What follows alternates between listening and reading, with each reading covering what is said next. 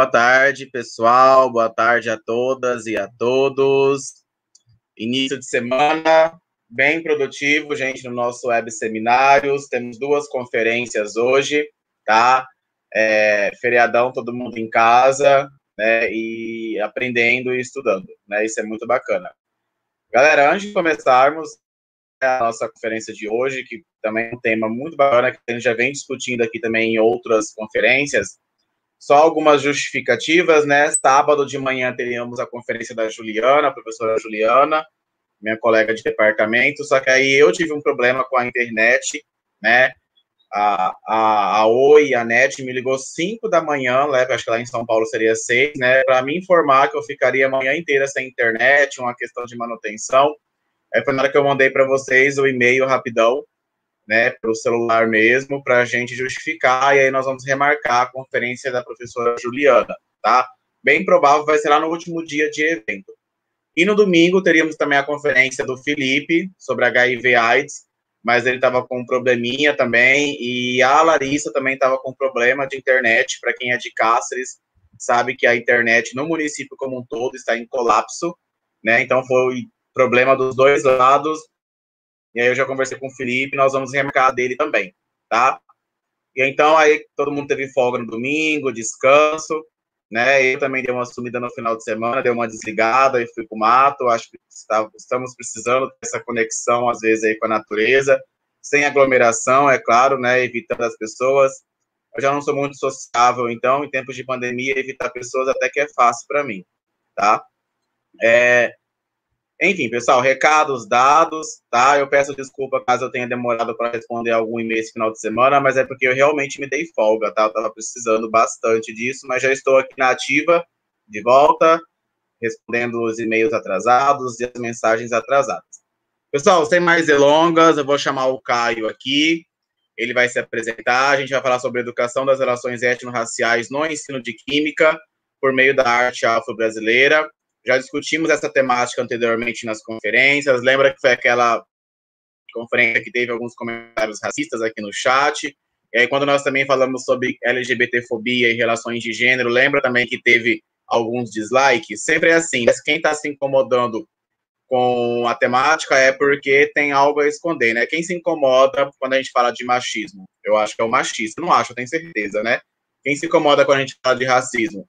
É o racista, tá? Mas se está incomodando, eu acho que esse é um dos nossos objetivos, é incomodar, é mostrar, é dialogar, é conversar, tá? Vou colocar o Caio aqui para vocês. Caio, essa galerinha é toda sua, tá? Na hora que você me falar o ok, eu coloco os slides aqui. Olá, pessoal, boa tarde.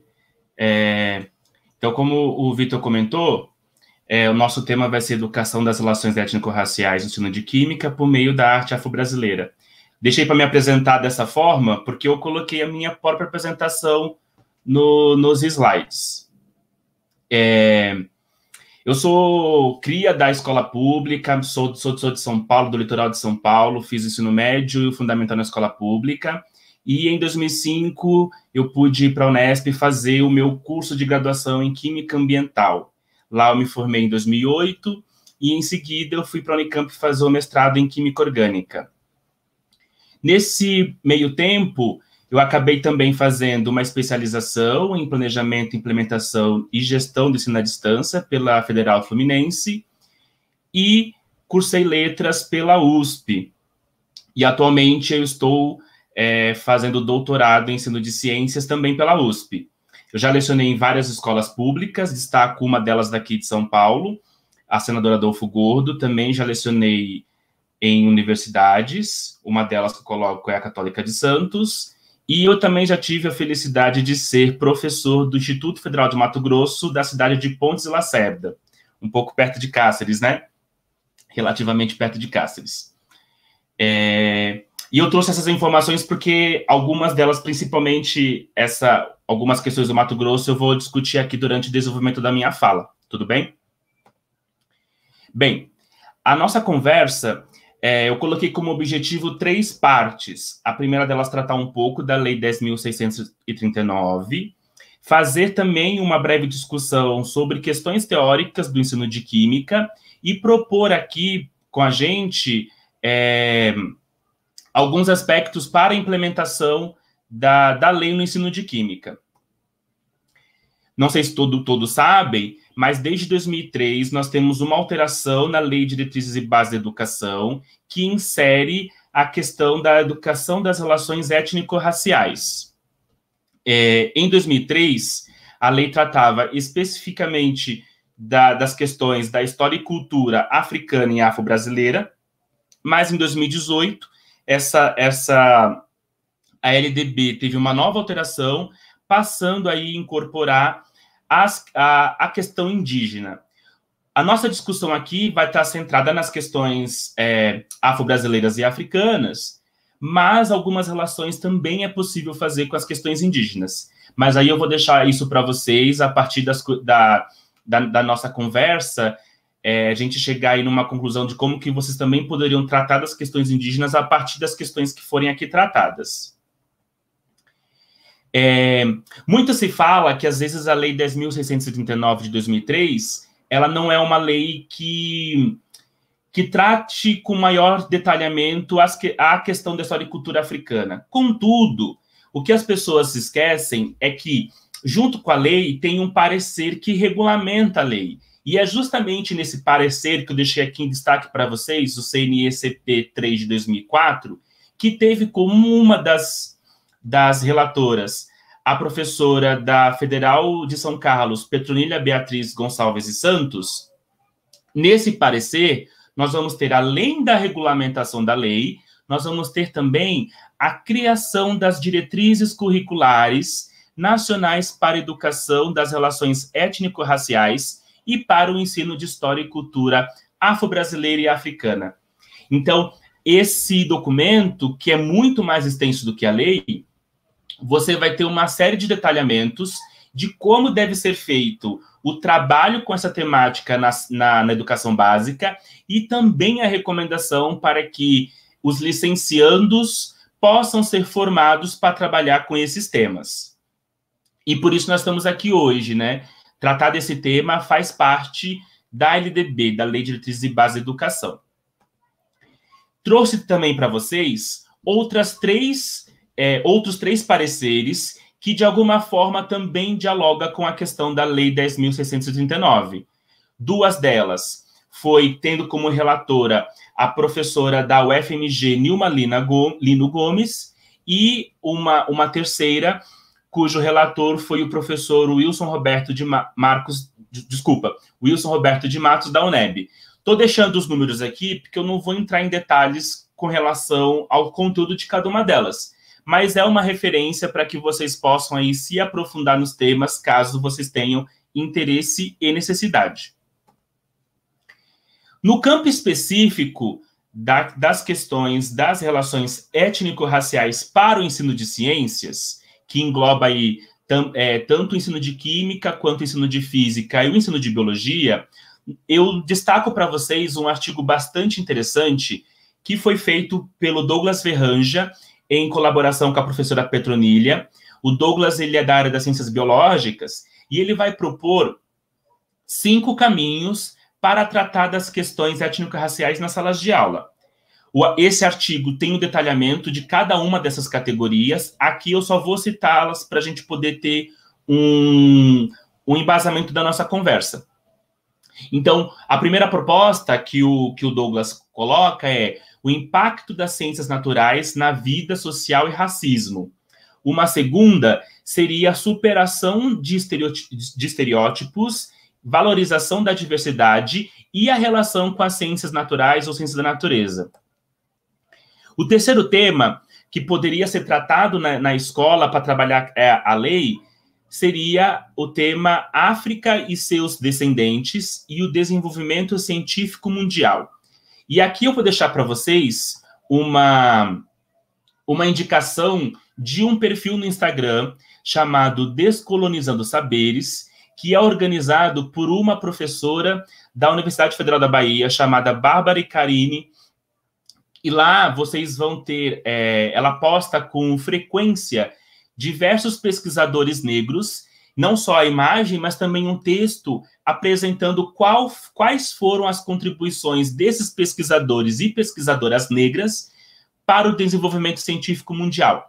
Aqui eu destaquei nessa imagem, tem ali em cima o arroba do perfil, Descolonizando_Saberes, que é a imagem, e aqui nós temos a imagem, a doutora Jaqueline Gomes de Jesus, que foi uma das coordenadoras da equipe brasileira que conseguiu sequenciar o genoma do coronavírus de maneira bastante rápida, que chegou até ser... os pesquisadores italianos pediram ajuda da equipe brasileira para conseguir fazer isso lá na Itália. Temos também o tópico 4, ciências, mídias e relações étnico-raciais. E no tópico 5, conhecimentos tradicionais de matriz africana e afro-brasileira e ensino e ciências. Esse tópico 5, ele busca relacionar as questões dos saberes tradicionais dessas comunidades para a gente dialogar com o saber científico das escolas. Deixa eu beber um pouquinho de água aqui. Pois bem, tendo em vista que existe uma lei, nessa lei tem um parecer, e também existe uma enorme profusão de artigos no campo, eu vou me destacar para vocês como trabalhar essa temática a partir do aspecto do ensino de química. Quando a gente pensa, por exemplo, biologia na palavra já está lá o objeto dessa ciência, né? Agora, no caso da química, o objeto dessa ciência ela não está muito ligada com o nome dessa palavra, né?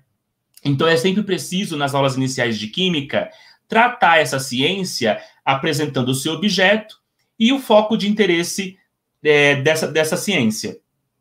Como eu apresentei aqui para vocês, os triângulos da química é uma forma muito comum de se representar esses temas. Vocês vão ver outros dois na minha apresentação.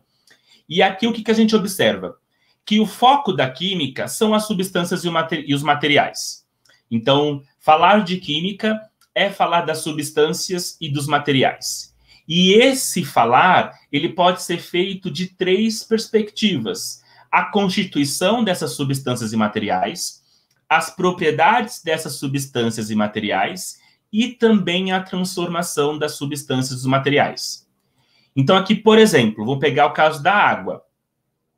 Se a gente for tratar da água pelo aspecto da constituição, temos lá que relembrar que a água é formada por hidrogênio e oxigênio, que são elementos químicos. Falar da água em termos de propriedades, poderíamos aqui destacar várias. Só para ter como exemplo, eu coloquei ali líquido a 25 graus Celsius. E o terceiro aspecto, que é a transformação, a gente sabe que, sob determinadas condições, quando o gás hidrogênio está com o gás oxigênio, a água é formada. Então, aqui, a partir de água, eu exemplifiquei para vocês o que seria tratar as materiais e substâncias a partir da constituição, propriedades e transformação. Pois bem, contudo, se você está numa sala de aula de química e você pergunta o que é a água para o aluno, ele pode te responder isso daqui. A água é H2O. Agora, esse aluno ou um outro aluno também pode responder que água é a molécula composta por 2 átomos de hidrogênio ligado no oxigênio, e se esse aluno for até bastante bom de memória, ele pode guardar, inclusive, os ângulos de ligação e também os comprimentos de ligação. Ele pode dizer que a geometria da água é uma molécula angular e por aí vai. Mas um outro aluno, ele pode pegar a garrafinha e falar, água é isso daqui, como eu mostro aqui para vocês na imagem. Ele pode simplesmente apresentar o líquido insípido, inodoro, incolor e dizer, água é isso. E isso nos remete para um ponto importante do ensino de química, que são os níveis de representação, né? Essa teorização, ela foi feita por um cientista estrangeiro e essa formulação, ela é muito importante para nós quando nós vamos ensinar química. Por quê? É sempre importante que essas 3 representações estejam interligadas. Então, no caso simbólico, nós teríamos H2O. H2O é um nível de representação da água no campo do simbólico. Agora, se você fala da água, falando da molécula da água, do seu comprimento de ligação, da geometria, a polaridade, entre mais, nós estamos no campo do submicroscópico, porque a molécula da água a gente não vê. Por isso que é submicroscópico, porque nem com o microscópico a gente consegue identificar essa molécula. E o macroscópico é aquilo que dos materiais e das substâncias são tangíveis às sensações. No caso da água que eu mostrei para vocês, né, saber que ela é líquida, incolor e inodoro é algo que é perceptível aos olhos. Mas, às vezes, o macroscópico pode estar relacionado ao tato, né, observar aumento ou diminuição de temperatura. Às vezes, ao olfato, identificar um odor específico de uma substância, entre outros. E, por último, dessa parte mais teórica do ensino de química, eu trouxe aqui uma contribuição dos professores da Universidade Federal de Minas Gerais, que são o Eduardo Mortimer, a Andrea Machado e Liviati Romanelli, que eles trazem uma nova forma de ver esse triângulo. Porque, além da questão macro, micro, submicro e simbólico, nós temos, no aspecto representacional, outros tipos de linguagem que precisam ser incorporados no ensino de química. Por exemplo, as setas, né? A gente pode ter seta que indica reação, seta que indica equilíbrio, seta que indica ressonância e por aí vai. No campo teórico, há uma série de teorias. Lá na cinética, tem a teoria cinética dos gases, tem a lei de Boyle, tem várias leis específicas para gases. Só para citar algumas teorias, né? Já no âmbito fenomenológico, a gente pode ter relações tanto do aspecto macroscópico quanto do submicroscópico. Então, observar uma água líquida, isso faz parte do fenômeno, né? Do campo macroscópico. Mas, às vezes, esse fenômeno pode estar relacionado com o aspecto submicroscópico, como, por exemplo, interações da matéria com energia. Então, quando você vai, por exemplo, fazer um raio-x ou uma ressonância, aquilo é uma interação matéria com energia que vai gerar uma imagem, vai gerar um espectro. Então, nós temos ali um fenômeno a partir de interações do campo do submicroscópico. E o que isso tem a ver com nós aqui, na nossa fala de hoje, né? As pesquisas no campo de ensino de química, né? Quando a gente começa a pensar, mas por que os alunos têm dificuldade de aprender química? E a partir dessa pergunta de pesquisa, os pesquisadores foram atrás de responder essa pergunta. O primeiro ponto observado foi: existe na maioria das propostas uma ausência de relação entre esses campos macroscópico, submicroscópico e simbólico. Ou ainda, a gente pode também tratar do aspecto fenomenológico, representacional e teórico, né? As pesquisas também revelam que há uma predominância do aspecto submicroscópico e simbólico e também uma predominância do representacional e teórico. O que isso implica? Isso implica que o aspecto macroscópico e o fenomenológico é um ponto ainda deficitário no ensino de química, né? Muitas vezes você pega esses políticos com uma linguagem rasa, porque todo mundo hoje quer falar de educação, mas poucas pessoas estudam de fato educação. Então, às vezes a pessoa fala assim, os resultados brasileiros, eles não são bons porque o professor é mal formado, mas nem sempre o problema está aí. Muitas vezes o problema, no caso aqui do ensino de química, vou dar 2, né? O que hoje a gente pauta como desejável? Laboratórios para atividades didáticas. É claro e evidente que o laboratório ele não vai resolver todos os problemas, mas ele é um ponto principal, né?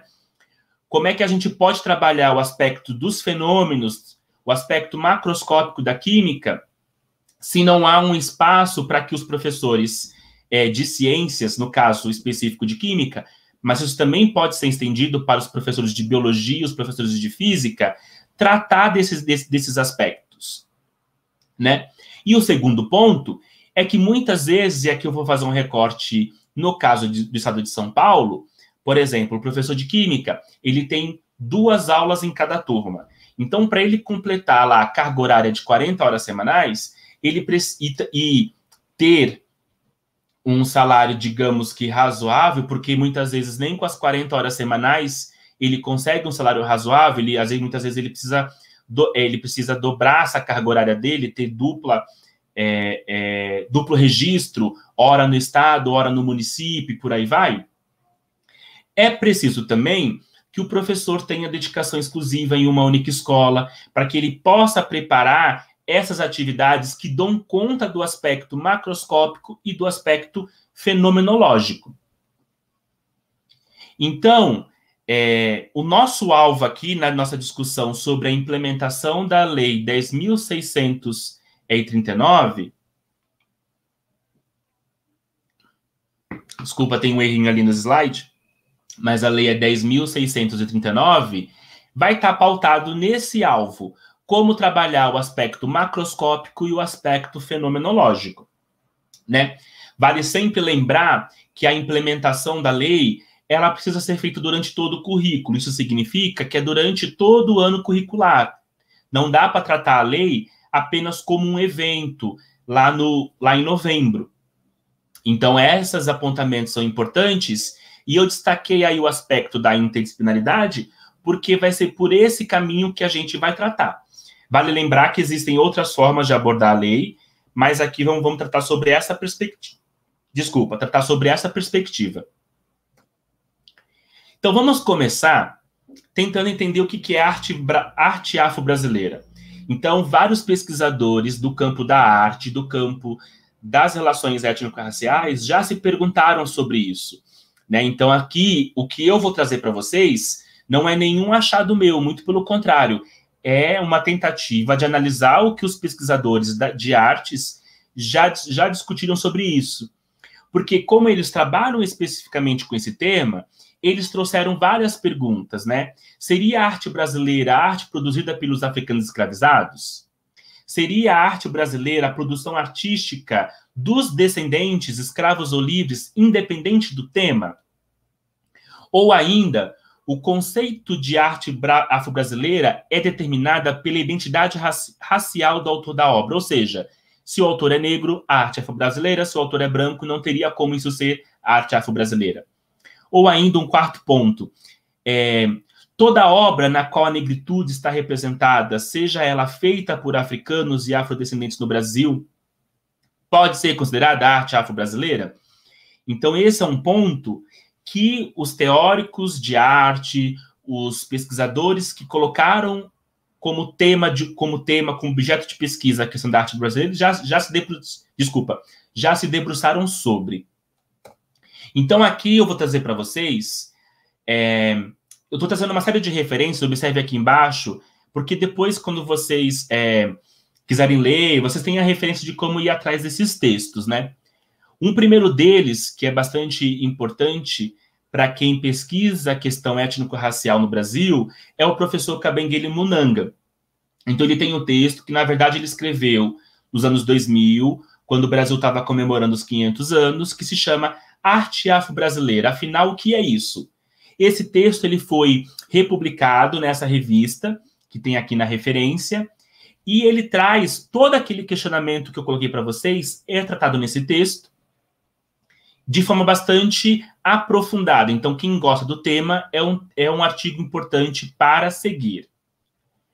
Mas eu trouxe aqui para vocês também um texto produzido na época dos 500 anos do Brasil, onde teve um grande aflorescimento do debate, que é o texto, que é a citação do texto 100 anos de arte afro-brasileira, feita pela professora Marta Salum. E ali tem uma definição, e é a partir dessa definição que eu vou seguir a nossa conversa. Ela coloca assim: arte afro-brasileira é qualquer manifestação plástica e visual que retome, de um lado, a estética e a religiosidade africanas tradicionais, e, de outro, os cenários socioculturais do negro no Brasil. É muito interessante essa definição, porque ela está pautado em termos do conteúdo, e ao mesmo tempo que ela é abrangente, ela também é bastante específica em definir o que é arte afro-brasileira. Então eu trouxe aqui para vocês, para a gente discutir como que a educação das relações étnico-raciais poderia ser inserida no ensino de Química a partir da arte afro-brasileira. Eu trouxe 4 exemplos. O primeiro vai ser uma instalação, depois nós vamos ter o cinema, em seguida a canção e, por último, a literatura. A literatura eu trouxe porque ela é, de fato, o tema da minha pesquisa de doutorado, onde eu procuro formar o professor com essa temática que nós estamos discutindo aqui hoje, a partir da literatura. Ok? No meu texto, na minha tese, eu vou trabalhar com várias obras. No meu canal no YouTube, vou falar mais no final, eu já mostrei quais obras serão essas, mas aqui eu vou destacar apenas uma. Então, vamos lá. Começando a pautar pela instalação, na verdade, eu trouxe aqui uma imagem simples, né? Que é um copo, e nesse copo nós temos algo que pode ser identificado como água e óleo de cozinha. Essa imagem, ela vai estar em, praticamente, eu poderia aqui, se tem uma coisa que eu pudesse apostar, eu apostaria nisso. Em todos os livros de química, vai ter uma foto de água, uma foto de um copo d'água com óleo. Porque um dos temas iniciais tratados nos livros didáticos é a questão dos sistemas heterogêneos e do sistema homogêneo. Aqui nessa foto, nós podemos dizer que é um sistema heterogêneo porque nós observamos 2 fases. A fase que é preenchida, né, por água e a fase que tem um óleo de cozinha. Então, a proposta, quando nós ensinamos sistemas heterogêneos, é mostrar que nem toda substância é miscível em uma outra substância, né? Então, é preciso ter características específicas para que a miscibilidade aconteça. E é importante a gente identificar isso, né? Essa imagem desse copo, ela está pautado, eu poderia dizer, no aspecto macroscópico, porque a gente consegue observar com os olhos essa diferença de fases, né?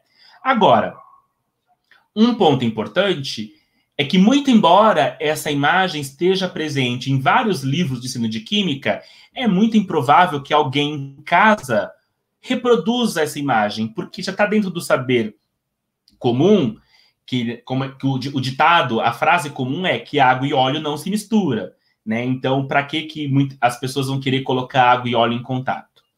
Então, embora ela seja importante para exemplificar o aspecto do sistema heterogêneo, contudo, ela é um pouco vazia de sentido, porque é só um copo com água e óleo, né?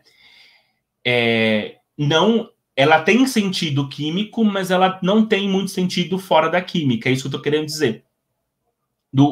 Um sentido mais, que eu quero dizer, corriqueiro, mais popular. Já imaginou, então, se esse sistema água e óleo fosse apresentado por esta imagem que eu trago para vocês? Esta imagem, ela é uma obra de arte, deste artista. Esse artista se chama Ayrson Heráclito, ele é professor da Universidade Federal do Recôncavo Baiano, ele é um artista bastante conhecido na temática de arte afro-brasileira. Se você colocar no Google, coloca no YouTube, você vai ver muitas outras artes produzidas por esse artista, sempre pautado com as questões da negritude, da questão da religiosidade afro-brasileira, de candomblé, de umbanda e por aí vai. Esta obra ele chamou de O Divisor 2. O interessante é que quando o artista Ayrson Heráclito ele criou esta obra, ele criou pensada, espelhada, de modo que dialogasse com um poema chamado Divisor, de Mir Albuquerque. Então, eu trouxe aqui para vocês dois versos desse poema, duas estrofes desse poema, que começa assim: é oceânica a solidão negra. Em dias atlânticos, sabemos ser o nosso que está distante, submerso em travessias absurdas, em náuseas intermináveis. Foi Atlântico o medo do mar, a adivinhação da tempestade, a expectativa da rotina. E o poema continua. Mas eu trouxe esse poema porque é muito interessante como no primeiro verso da primeira estrofe, né? É oceânica a solidão. Vamos colocar na ordem direta? A solidão negra é oceânica. E aqui nós temos também foi Atlântico o medo do mar. Na ordem direta seria o medo do mar foi Atlântico. O que nós temos aqui, né? Os primeiros versos de duas estrofes fazem referências ao oceano. E é muito interessante tratar, né? Porque o poema tem palavras, né? Que dá a entender que existe uma dor, uma agonia com relação a essa questão dos negros e o oceano. É muito interessante, né? Porque para certas culturas, por exemplo, os italianos, o oceano, essa vinda da Itália para o Brasil, ele representou a vinda para uma tentativa de um mundo melhor, que fugisse da guerra, né? Agora, para os africanos, para os descendentes da africana, essa relação é totalmente outra, né? Porque essa travessia oceânica, ela foi forçada, ela foi construída à base da violência. Então, é muito interessante como que o Oceano Atlântico ele pode ter percepções, sentidos diferentes de acordo com diferentes grupos que compõem essa população brasileira. Então, o que acontece? Inspirado pelo poema, que se chama O Divisor, e tem ali o Oceano Atlântico como um ponto central da discussão poética, o Ailson Heráclito faz o divisor. E como ele constrói esta obra? Ele coloca nesse vidro, que fica exposto nas galerias, onde ele mostra essa obra, ele coloca água e sal, e essa água e sal fica na parte de baixo, que representa justamente o Oceano Atlântico. Agora, essa parte marrom, mais amarronzada, meio que vermelha, é o óleo de dendê. Porque aqui o óleo de dendê, na obra do Ailton Heráclito, ele tem uma relação com as africanidades, tem uma relação com a cultura africana, com a história africana, né? O dendê só existe no Brasil porque ele foi trazido dos diversos localidades de África para o Brasil. Então, essa arte, observe que ele manipula os materiais e substâncias, lembra? Ele manipula a substância água, o sal de cozinha, que é o NaCl, e esse material que é o óleo de dendê, que é uma mistura de diferentes compostos orgânicos. Nessa manipulação, ele acaba construindo um objeto artístico que a gente consegue observar visualmente aqui, a separação de fases, né? Olha que interessante. Ele coloca água e óleo, água e sal. Visualmente, nós não observamos água e sal. Por quê? Porque o sal está solubilizado nessa água, né? Então, aqui é possível trabalhar com essas linguagens, com esses termos que eu disse, solubilidade, fases, para começar a entender essa obra de forma material e, a partir daí, junto com um professor de educação artística, junto com um professor de literatura, promover um projeto interdisciplinar. Algo que não fique só na química, mas que parta para outros professores, que é a proposta que eu quero mostrar aqui para vocês, das potencialidades de um trabalho na escola em conjunto com outros professores. Então, aqui na instalação do Ailton Heráclito, nós temos uma peça artística. Eu não vou descrever muito da questão artística, né? Porque eu sou um químico, eu não sou um estudioso de arte. Mas o modo como essa obra de arte ela é produzida, ela envolve a manipulação desses materiais e nós observamos ali um fenômeno, que é a separação de fases. E a gente poderia discutir mais, questão de densidade, né? Afinal, por que o óleo de dendê fica por cima da água e por aí vai. O segundo exemplo que eu trago para vocês, eu trago do campo do cinema, de um microdocumentário que foi feito pelo coletivo Catarse, e eu vou dar play aqui para vocês, porque eu acho que a gente precisaria assistir, né, essa obra de arte que, ao meu ver, é muito interessante. Oh, minha mãe, menininha. Eu sou sergipano, meu pai tinha fazenda, quem cortava as coisas da fazenda era eu. Eu era o vaqueiro da fazenda. Mas só que meus irmãos não faziam nada, eu botava tudo lá. Mas depois que eu vi que eu não tive recompensa, eu saí fora. Ou é, não é, só sabia que assim, eu vou fazer gosto aí.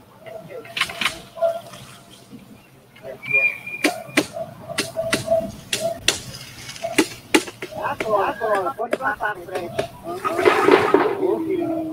Pode colocar o carro e acabar aí, ó. Minha mãe, menininha do ar.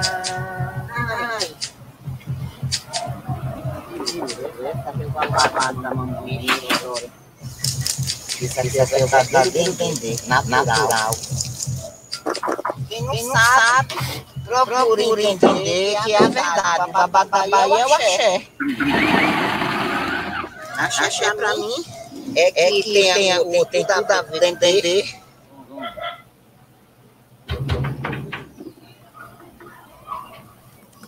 Vamos colocar o cabelo, vamos ficar muito. Você gosta mais de fazer é entender ou acarajé? Eu falo para você que é o entender. Porque ele é muito mais trabalhoso do que o acarajé. Mas só que eu faço, eu me identifico toda assim a ele. Eu amo entender. Ai, Maria, pense no babado.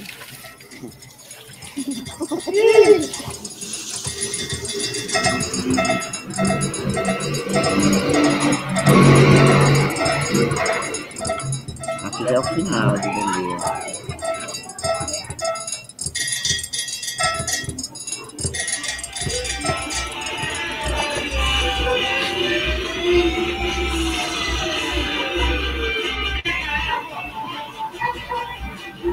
Ó, tá ótimo.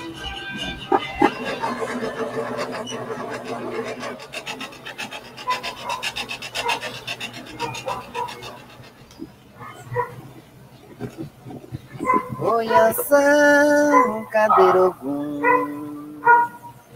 foi pro mar. Oiação, Cadeirogum, foi pro mar. O bonito é aí, ó. Vocês vendo o dendê, feito pelas minhas mãos. Dendê é o quê? Baiana vem do quê? Baiana mexe com o quê? Com acarajé, dendê e pimenta, a Bahia, a força da Bahia. Agora só pense. Muito bom, né?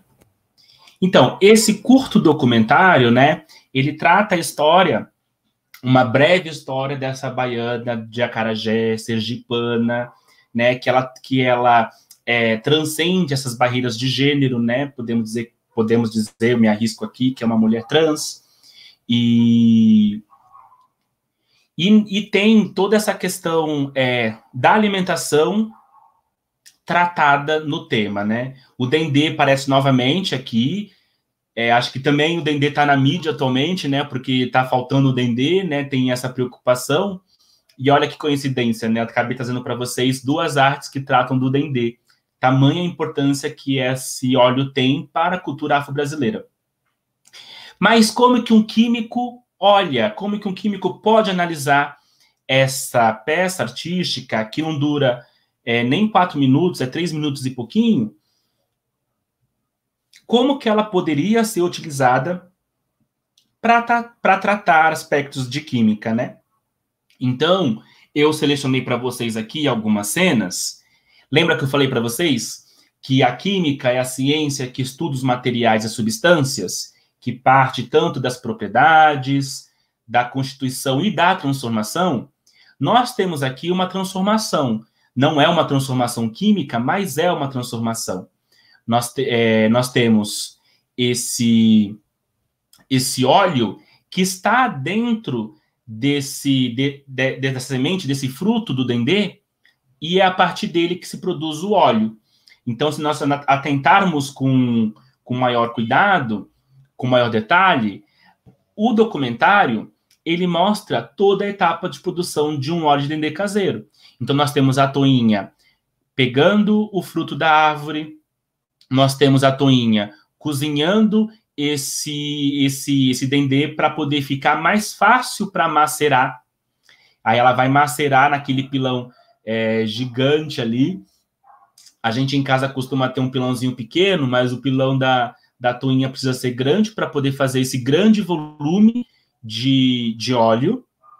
E aí, em seguida, parte-se para a parte de extração e da concentração desses óleos.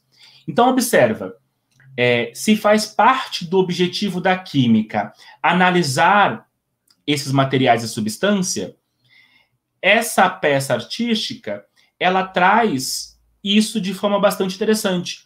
Muitas vezes, numa sala de aula, lembra que eu falei para vocês, olha, o laboratório não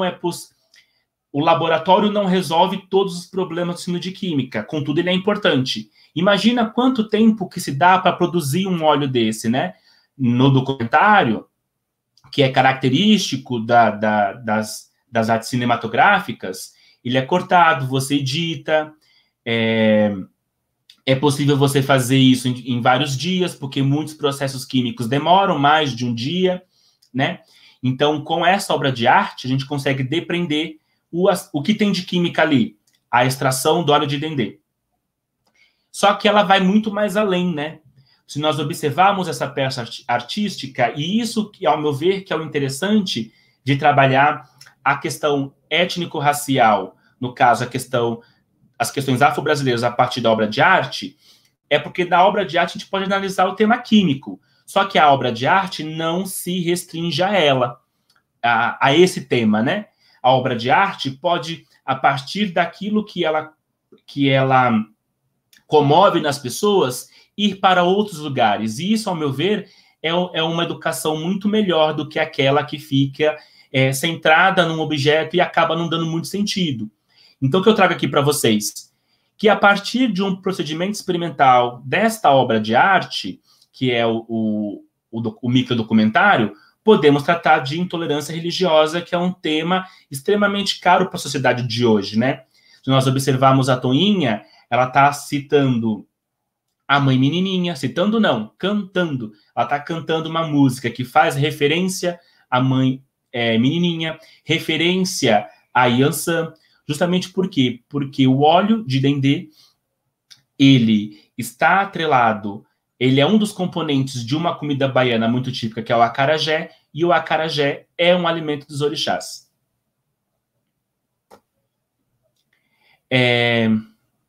O terceiro exemplo que eu trago para vocês é uma canção, é uma música. Então, vou colocar a música aqui para tocar. É uma música também curta, acho que é 2 minutos e pouquinho. E aqui ao lado nós temos a letra de música. Eu não coloquei ela na ordem, né? Exatamente como é falado, mas é só acompanhar a letra que vocês vão entender.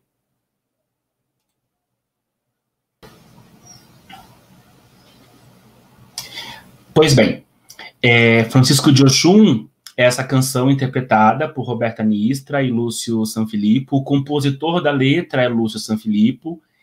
Se vocês observaram nas imagens, nós temos ali uma cantora branca. E, contudo, toda a referência dessa obra de arte é uma referência africana, afro-brasileira, que é Oxum, né? Nos versos nós temos Francisco, que é de Oxum, temos Francisco, velho moço, temos o Francisco mineiro, Francisco que nasce menino, Francisco que cresce encantado, Francisco que caminha.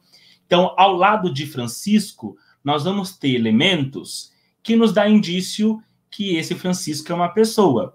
E aí, por isso, fica a pergunta, quem é Francisco?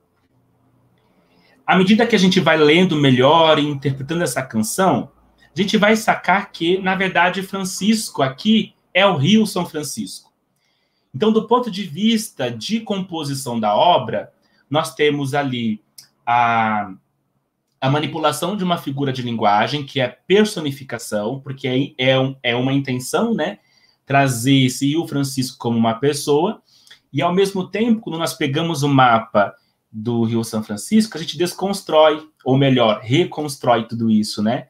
Francisco nasce mineiro porque a nascente é em Minas, passa pelo Cerrado, aqui quando ele chega na divisa com a Bahia e com Pernambuco, ele se curva. Então, todos esses elementos estão presentes na música. Nós temos um dos rios mais famosos do Brasil, né, o Rio São Francisco, que, felizmente, a partir de algumas obras, está trazendo água para algumas regiões do país, regiões que eram secas. Mas fica-se a pergunta, por que o Francisco é de Oxum? Para entender o porquê que esse Francisco é de Oxum, a gente precisa entender primeiro quem é esse orixá feminino chamado Oxum. Esse orixá, ele é associado na cultura afro-brasileira, na mitologia afro-brasileira, como o orixá dos rios, ou seja, da água doce, e também o orixá do ouro. E o mais interessante nisso tudo é que um dos locais que a gente encontra o ouro são os próprios rios, né? Então, a gente pode dizer, qualquer professor de química que vai ensinar metalurgia, desde os processos de encontrar os minérios, localidade, às vezes algumas reações químicas podem ser inseridas nessa equação, nas propostas didáticas. O caso do ouro é um caso bastante importante, porque um dos materiais que se utiliza para garimpar o ouro é o mercúrio. Recentemente teve uma matéria do Fantástico com relação ao perigo da extração o perigo do uso do mercúrio na extração do ouro, e nós temos agora aí certos políticos privilegiando o garimpo ilegal. Então, ou seja, nós temos um tema que está nos noticiários, só que esse tema também está nas mitologias, na cultura afro-brasileira, né? Agora, cabe a nós olhar para isso, achar que é uma mera coincidência, ou a gente também pode olhar para isso e começar a desconfiar que os africanos que vieram para o Brasil escravizados tinham conhecimentos específicos de como encontrar o ouro. Afinal de contas, se Oxum é uma divindade a ser cultuada e a gente cultua Oxum através do ouro, é preciso que essas pessoas saibam como e onde encontrar ouro. Eu trouxe aqui para vocês, eu falei para vocês que ia fazer uma ponte com o Mato Grosso. Tem muito texto, mas eu vou destacar algumas coisas. Esse texto eu trouxe aqui é um recorte, uma citação, de um artigo chamado Não é Feitiçaria, é Tecnologia, Africanos e Afrodescendentes na Mineração do Mato Grosso setecentista. Pois bem, o que esse artigo ele diz, né? Esse artigo de história, ele faz uma reflexão de que quando os africanos foram trazidos para o Brasil, eles vieram via Oceano Atlântico, como nós já discutimos. Agora, eles eram destinados para certos tipos de trabalho. Só que esse destino ele não era aleatório. Era mandado grupos específicos para certas funções, porque esses grupos tinham conhecimento específico sobre aquele trabalho.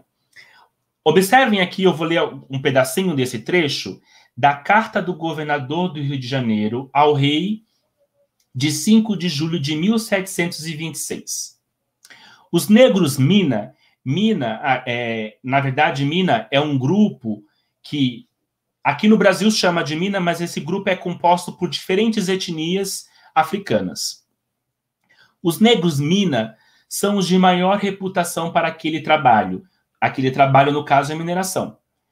Dizendo os mineiros que são os mais fortes e vigorosos. Mas eu entendo, quem? No caso, é o governador, porque o governador do Rio de Janeiro está mandando essa carta para o rei. Eu entendo que adquiriram aquela reputação por serem tidos por feiticeiros e introduzido o diabo que só eles descobrem ouro. Então, observem aqui. O governador do Rio de Janeiro, ele tem para ele que o fato desses negros escravizados conseguirem encontrar ouro só pode ser por feitiçaria. E é esse o argumento colocado no artigo do Mário Teixeira, que não é feitiçaria, é tecnologia. Por quê? Porque esses negros sabiam como encontrar muito bem esse ouro. Muitas das técnicas que teve no Brasil Colônia, porque lá na escola a gente aprende assim, o Brasil foi um grande produtor de minérios, né? Mas não fica claro que todo o trabalho realizado durante o Brasil Colônia foi fruto do trabalho escravizado. Foram pessoas negras que fizeram. Nenhum português fez um telecurso 2000 para ensinar para esses negros escravizados como se encontrava ouro, ferro, entre outros minérios. Na verdade, eram conhecimentos que essas pessoas traziam.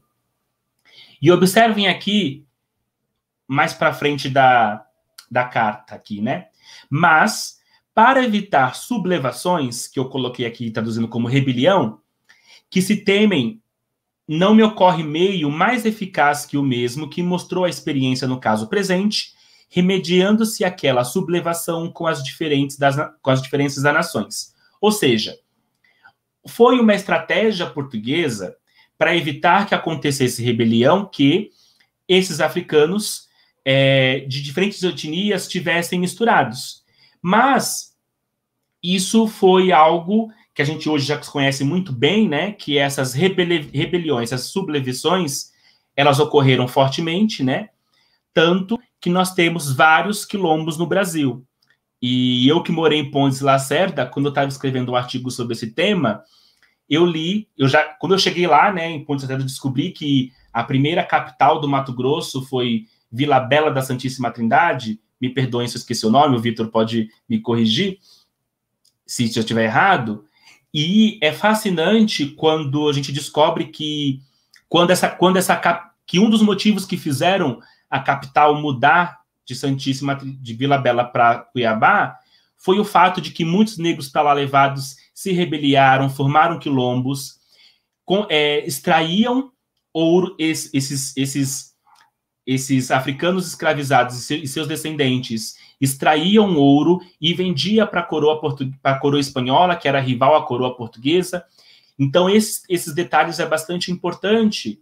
E a gente consegue, a partir de um tema químico, trabalhar outros aspectos da história e cultura afro-brasileira, que é como a lei determina. Para terminar, já estou concluindo, vou tratar do tema literatura, que é o tema, de fato, da minha pesquisa. Vou falar um pouco rapidinho, porque já deu dando uma hora, né? Desculpas. Que é o livro Água de Barrela, que é um livro que eu recomendo a leitura de todos. Se alguém tiver um dinheirinho aí, quiser comprar, dar de presente, esse livro é bastante importante para a gente conseguir entender a história do Brasil sobre uma outra perspectiva, né?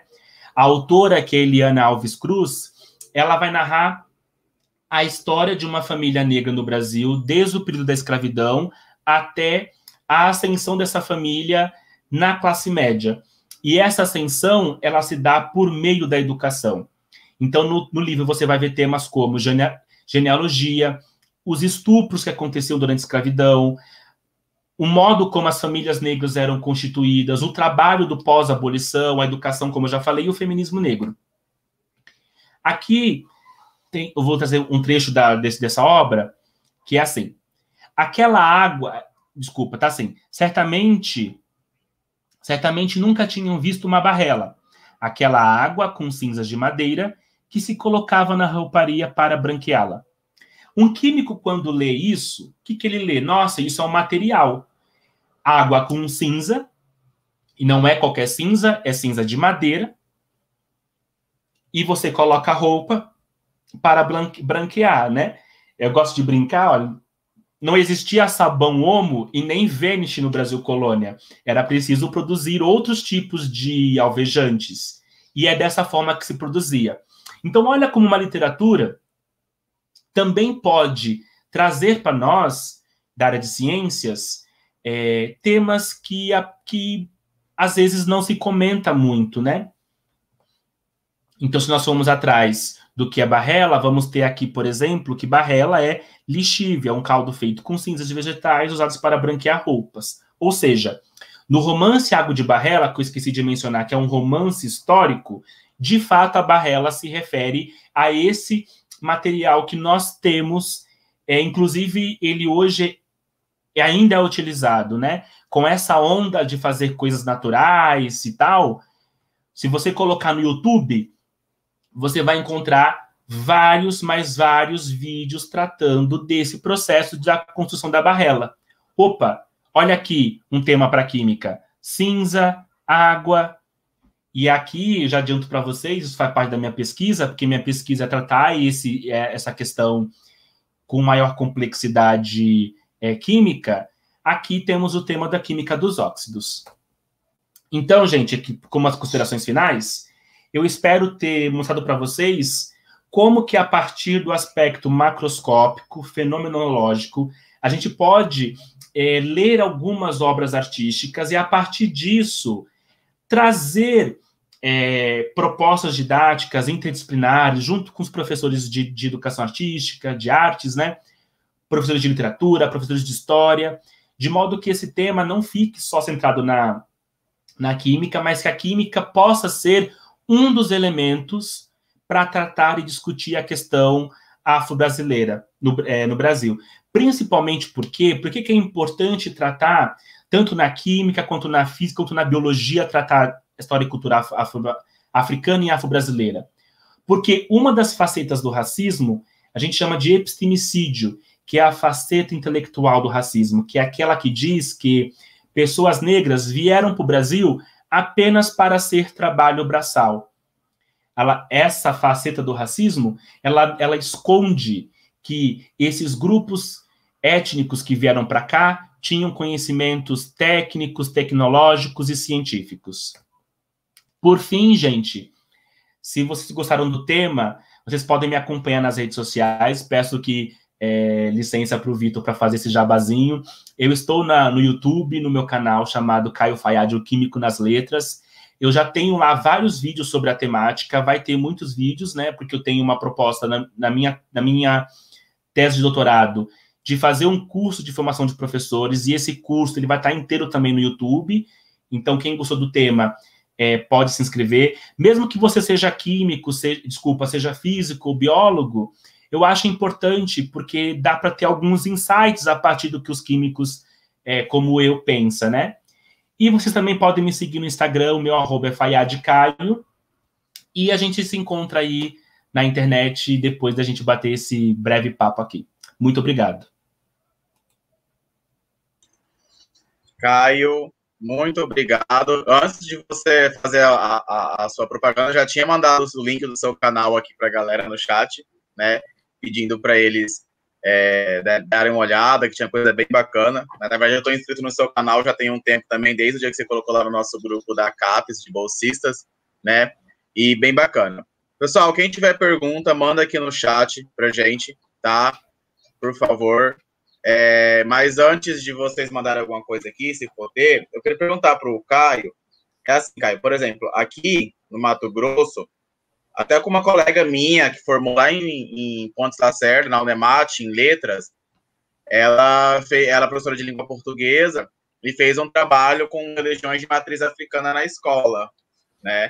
E aí teve até uma questão tipo de oferenda, ela trabalhando com isso, né? E aí, enfim. E aí o pastor da cidade foi na escola e tal, ela quase sofreu um processo administrativo por conta disso. Por mais que estava seguindo uma diretriz curricular, uma lei, mas aqui você trabalhou um tempo ali em Pontes Lacerda, não sei se aí também é comum, mas aqui no Mato Grosso é comum padres e pastores ir uma vez no ano celebrar missa na escola. A escola sempre autoriza que ela fala assim, o Estado é laico, então todos podem vir. Eles confundem que a questão da laicidade do Estado é não ter nada, não é ter todos. Né? Mas eu penso que se for alguém de uma região de matriz africana querer fazer algum ritual religioso, provavelmente eu acho que não vai ser bem-vindo. Nesse sentido, eu queria te perguntar se tanto você já esteve em sala de aula, e eu tenho quase certeza que você já falou dessas temáticas nas suas aulas, obviamente, ou até de pessoas próximas de você, você já sofreu esse tipo de racismo por questões... eu não sei se isso chega a ser chamado de racismo estrutural, porque é uma questão profissional ali, que aí eles vão, tipo, questionar a sua prática pedagógica, a sua forma de lecionar, de abordar os temas por conta que você simplesmente abordou a temática racial, né? Eu não sei que tipo de racismo seria esse, mas se você já sofreu, você tem alguns relatos de pessoas que já sofreram. Eu tenho aqui, né, com essa minha amiga, é negra, retinta, bem negra mesmo, e ela me relatou isso, e quando ela falou, eu fiquei abismado. Pena que eu saí da escola, que eu já ia propor para ela pra gente fazer algo na nossa outra escola. E eu queria que viesse o pastor, que aí ele ia se ver comigo, mas tudo bem. Aí, se você já tem relatos disso, você já passou por isso, entendeu? Eu, de fato, nunca passei, mas relatos são inúmeros, né? Então, aproveitando para contar para vocês que existem uma associação brasileira de pesquisadores negros. Então, no COPENE, por exemplo, que é o Congresso dos Pesquisadores Negros, vários relatos já mostraram, né? Porque tem um lado do racismo, que é aquele que não pode fazer, e também tem um lado do racismo que é só você pode fazer, né? Então, assim, a lei 10.639, ela não disse que são só os professores negros que têm que trabalhar com a temática, são todos os professores, entende? E aí, muitas vezes, tem esse lado do racismo também. Olha, eu não posso fazer porque eu sou branca. Não, o tema... por isso que nós estamos aqui, né? Porque faz parte dos professores se educarem, aprenderem, lerem e entender como que isso pode ser trabalhado, né? Inclusive, até mesmo para saber, como é que eu posso dizer, gerir esses problemas, né?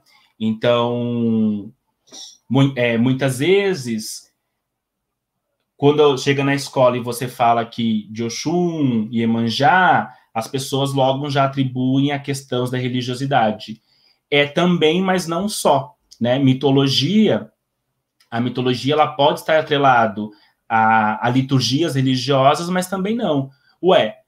No livro de história não tem a mitologia dos egípcios? No livro de história não tem a mitologia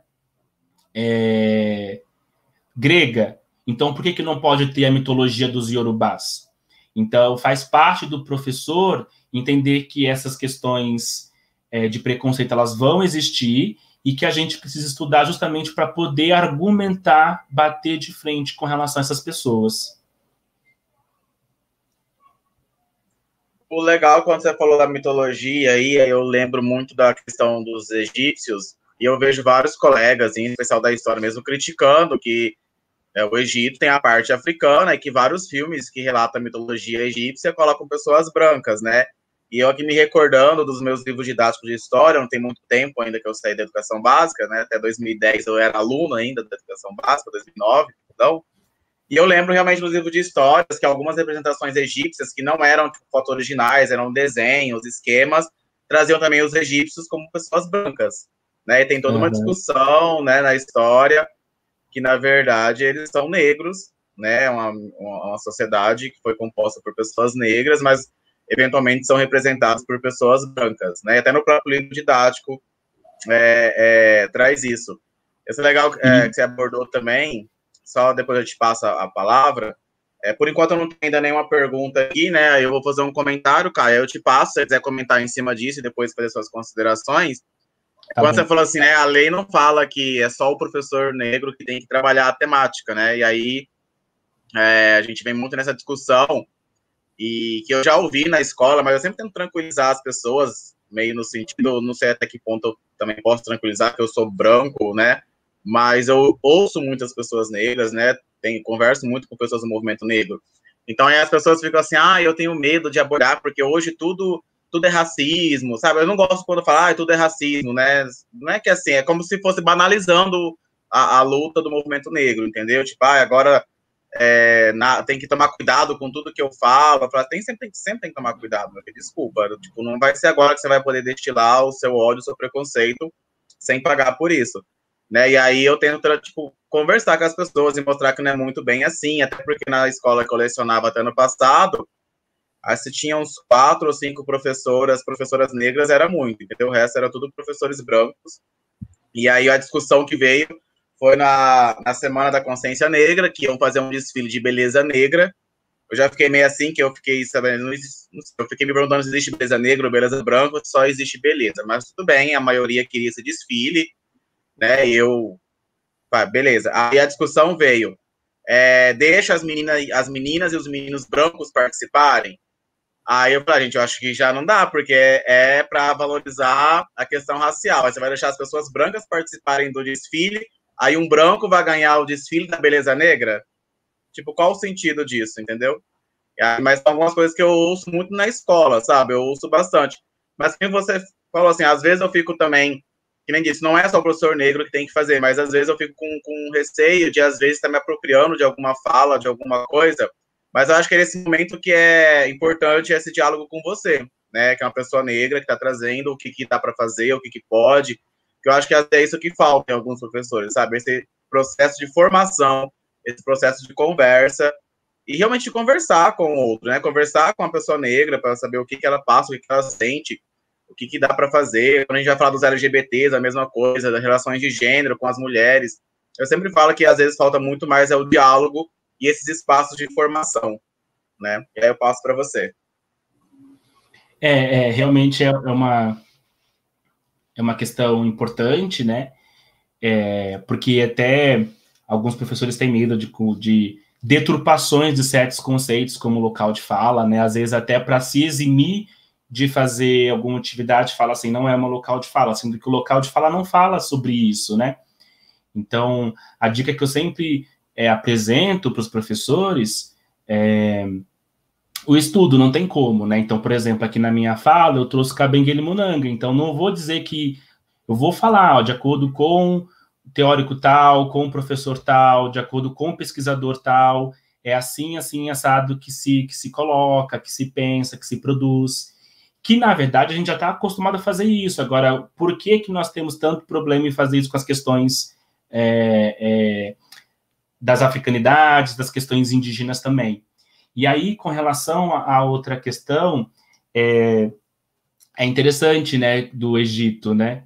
Como o Egito ele foi socialmente tornado branco, aí ele pode entrar no livro didático, né? E isso já é um resquício de uma educação eugênica que ainda nós temos, que esteve na Constituição Brasileira de 1934, que perdura até hoje, né? Então, se eu tenho artigos publicados também, né, que é sobre as imagens das pessoas em materiais de ciências. Então, eu peguei as apostilas do Estado de São Paulo, a do município, do Estado de São Paulo e a do município de São Paulo, e eu analisei todas as imagens que tinham pessoas. E aí eu fiz um trabalho quantitativo e qualitativo, e sempre as pessoas representadas são brancas, né? A grande maioria das imagens são pessoas brancas, as pessoas pretas são poucos representadas. Então, assim, quando a gente pensa em ensino de ciência, tem esse aspecto tanto da representatividade, né, que é dar voz às imagens, às pessoas negras, mas também tem a qualidade dessas representações também que precisam ser pensadas, né? E basicamente isso, assim, que você falou várias coisas e acabei me perdendo aqui das coisas.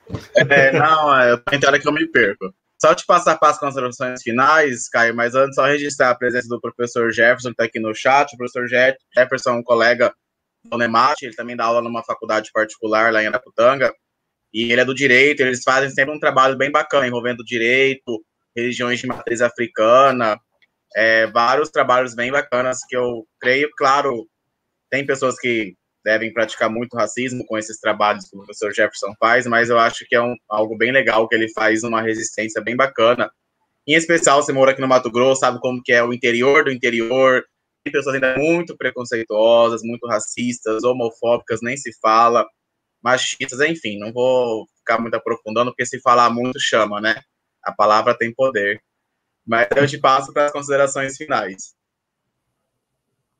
E eu prefiro seguir essa linha que, desse ponto de vista, começa a pensar também nas questões maravilhosas, né?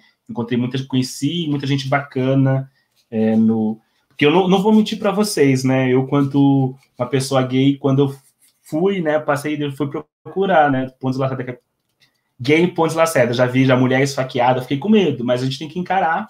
E aí encontrei pessoas maravilhosas também na cidade, os alunos foi muito bem recebido.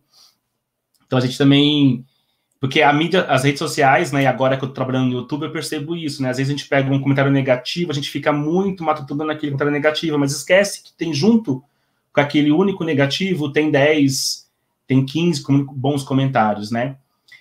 Como considerações finais, além desse olhar mais otimista, né, para a questão da realidade, eu espero que eu tenha realmente mostrado, né, alguns caminhos, né, e isso nos mostra também, faz a gente pensar, né, daquilo de arte que a gente consome, né, daquilo, quando a gente vai em museu, quando a gente vai